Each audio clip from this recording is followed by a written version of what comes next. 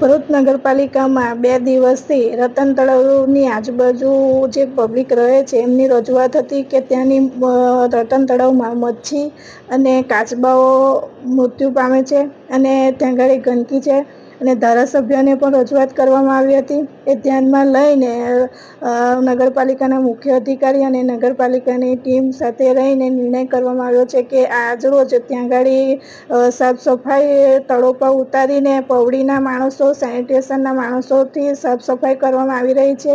અને રતન તળાવ માટે આપણને ડેવલપિંગના 9 કરોડ રૂપિયા જે મળવાપાત્ર હતા એ મળ્યા છે. એને અનુસંધાનમાં પણ આપણે સાફ સફાઈ શરૂ કરી છે, જેથી કરીને આપણે